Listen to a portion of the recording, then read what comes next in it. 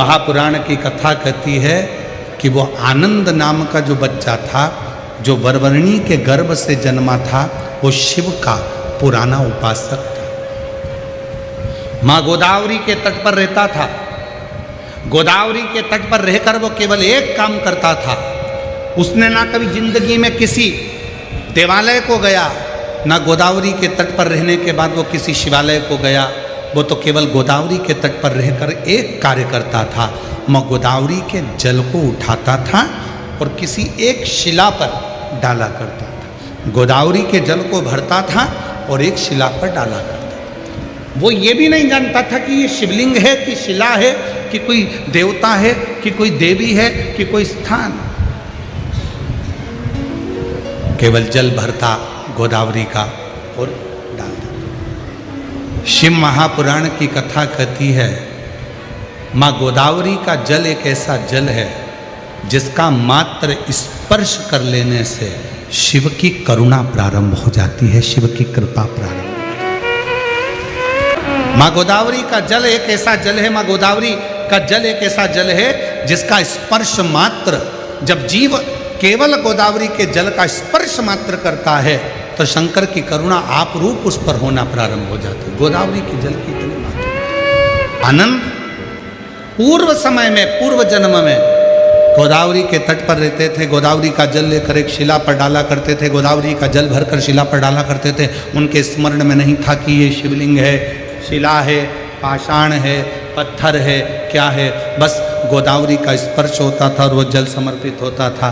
उस मुझे उठाकर लेकर आ गई अपने माँ के घर से और तुम्हारे घर में रख दिया, और तुम्हारे घर के पुत्र को उठाकर ले गई, बुद्ध ब्राह्मण के घर में रख दिया, और उस बुद्ध ब्राह्मण के बच्चे को उस जलहरणी ने, जातहरणी ने खा लिया। मेरा बेटा?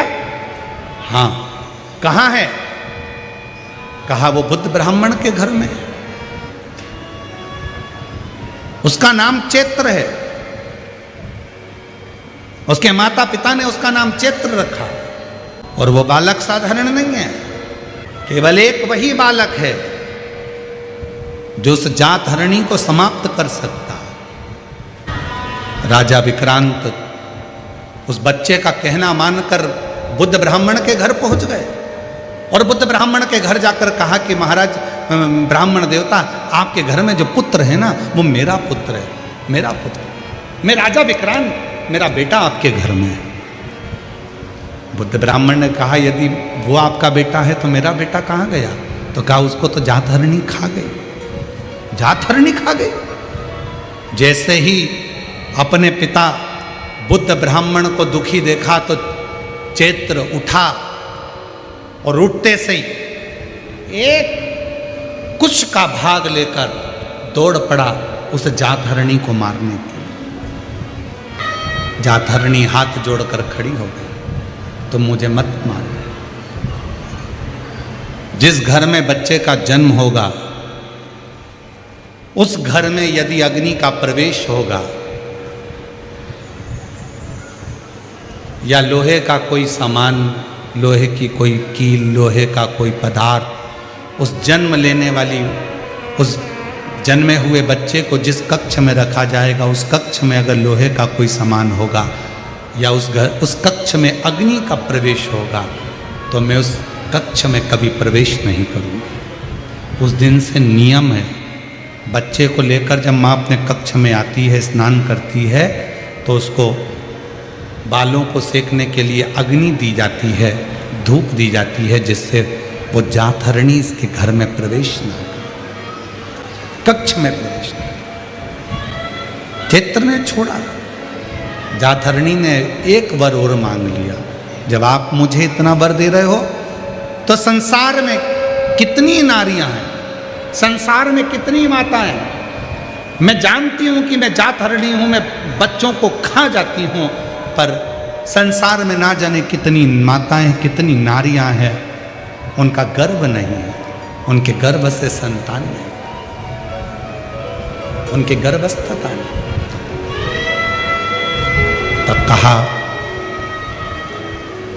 मैं चैत्र आज वर देता हूं शिव की आज्ञा का में अनुमोदन करने वाला, शिव को भजने वाला, शंकर की स्तुति करने वाला, और जिस आनंद ने ये सारी लीला सुनाई है उसके साक्षीकरण कर कर मैं वचन देता हूं, यदि कोई नारी, कोई स्त्री श्वेत अक्षत, श्वेत पुष्प चैत्र पूर्णिमा के दिन शिव को समर्पित करती है, उसके गर्भ से संतान जरूर होती है। बिना संतान के रह नहीं सकते, उसको संतान की प्राप्ति जरूर है। और साधुता है पूरे आरणी वासियों को कि वो चैत्र की पूर्णिमा, यदि आप लोग नेट पर सर्च करेंगे, गूगल पर सर्च करेंगे तो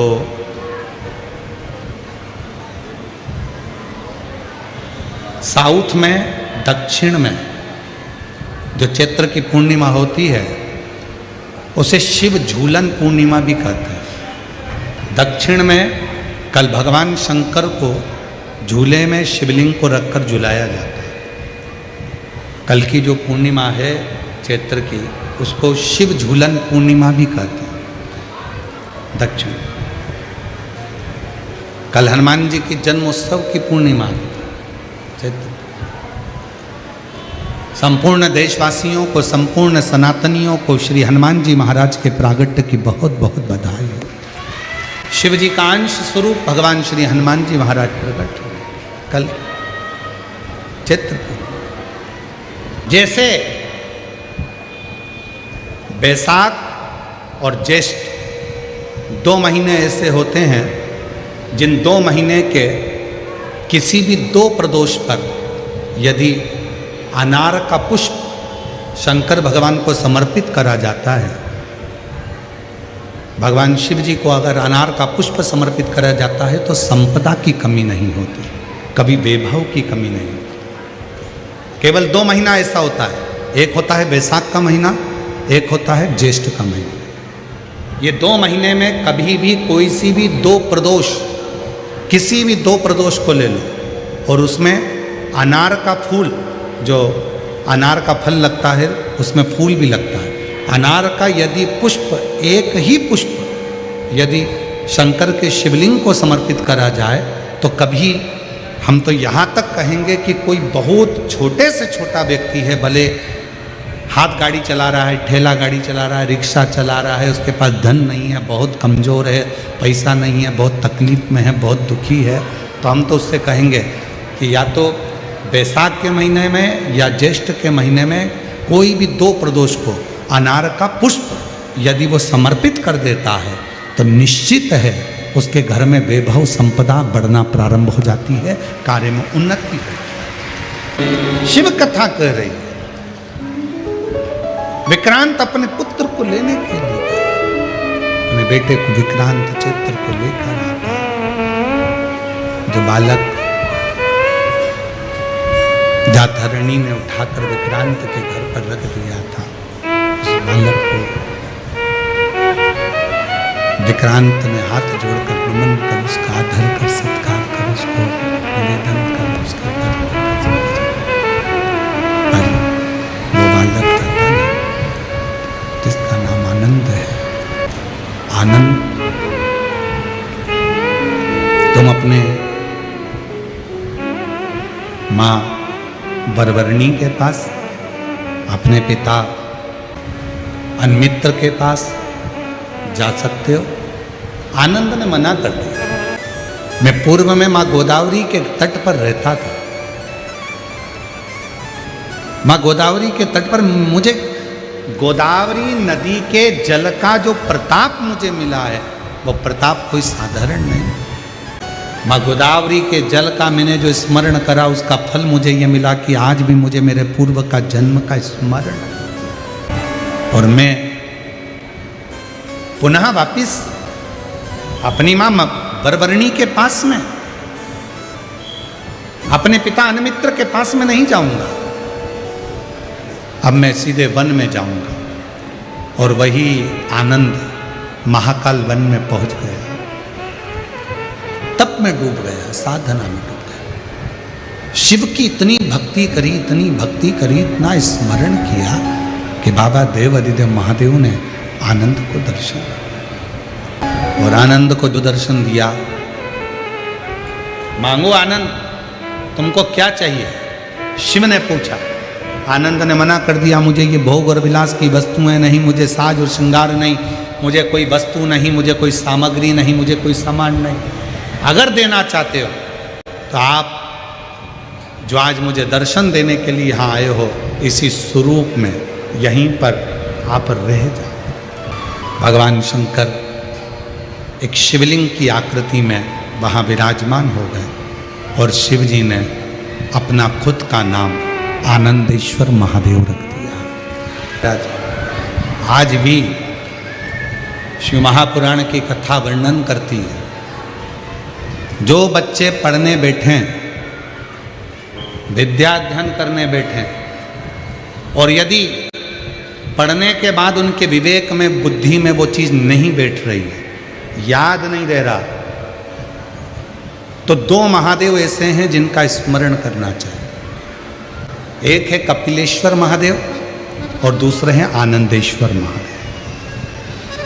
और माताओं से निवेदन है, जितनी भी मेरी माताएं बैठी हैं, जितनी मेरी जीजियां बैठी हैं, जितने मेरे जीजा बैठे हैं, जितनी मेरी बेटियां बैठी हैं, जितने मेरे बुजुर्ग माँ बाप बैठे हैं, उनसे निवेदन करो, मान लो, स्मरण रहे। प्रत्येक माता को स्मरण में रहना चाहिए। आप बच्चे से कहती हो पढ़ पढ़ पढ़ पढ़ पढ़, पढ़ता नहीं। आप उसके पीछे पड़ जाती हो, वो पढ़ता नहीं। पढ़ भी लेगा तो याद रहता नहीं, स्मरण नहीं रहता। खुद बैठो। बच्चा कितना भी ट्यूशन चले जाए, कितनी भी कोचिंग चले जाए, कितने भी अच्छी कोचिंग में जाकर पढ़ ले, पर प्रत्येक घर की माता को, प्रत्येक घर के पिता को एक काम करना चाहिए, कम से कम 15 मिनट, 20 मिनट, आधा घंटा अपने बच्चों को पढ़ाने के लिए जरूर बैठना चाहिए। देर बैठ सकते हो उसके पास बैठो थोड़ा। और एक काम जरूर करो, उसको अच्छी विद्या अध्ययन कराओ, पढ़ाओ। साथ में आनंदेश्वर महादेव, कपिलेश्वर महादेव, दोनों का नाम लेकर थोड़ा सा जल शिव जी को चढ़ाओ, और वो जल उस बच्चे को जरूर पिलाओ जिसकी बुद्धि में, जो याद करता है भूल जाता है, या पढ़ने में मन नहीं लगता, ध्यान नहीं लगता, खेलने में मन लगता है, ज़्यादा ध्यान पढ़ाई में नहीं जाता, उसको आनंदेश्वर महादेव और कपिलेश्वर महादेव, ये दो ऐसे। आनंदेश्वर महादेव, आनंद वो बालक जो जन्म लेते से ही अपनी माता को ज्ञान देते हैं, और कपिलेश्वर महादेव, कपिल मुनि, वो जो जन्म लेते से ही अपनी माता देवहूति को ज्ञान देते हैं। ये दो विद्वत्ता के विषय, विद्वत्ता की। कौन कौन से महादेव हैं? पहले जम के बोलो, आनंदेश्वर महादेव। दूसरे कपिलेश्वर। शिव कथा कह रही है, दो महादेव ऐसे हैं, एक आनंदेश्वर, एक कपिलेश्वर, जो बुद्धि प्रखर कर, बुद्धि प्रबल कर। और हम तो यहाँ तक कहेंगे, जो बुजुर्ग माताएं हो जाती हैं, बूढ़े जो हो जाते हैं, बुजुर्ग हो जाते हैं, अवस्था ज़्यादा हो जाती है, स्मरण शक्ति नहीं रहती, बार बार भूल जाते हैं, हाथ पैर में कंपन होने लगता है, थोड़ा हाथ धूजने लगता है, शरीर थोड़ा धूसता है, अपने आप उसके शरीर में कंपन रहता है, तो निवेदन है, एक दुर्वा शिव जी पे चढ़ाएं कपिलेश्वर महादेव के नाम से।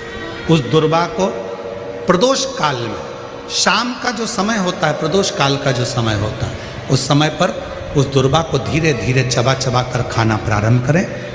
3-4 प्रदोष करेंगे, धीरे धीरे हाथ धूजना बंद हो जाएगा और स्मरण शक्ति प्रबल होगी। कपिलेश्वर महादेव, और दूसरे नंबर पर क्या है? आनंदेश्वर। ये दो महादेव ऐसे हैं जिनका स्मरण विद्या को तीव्रता देता है।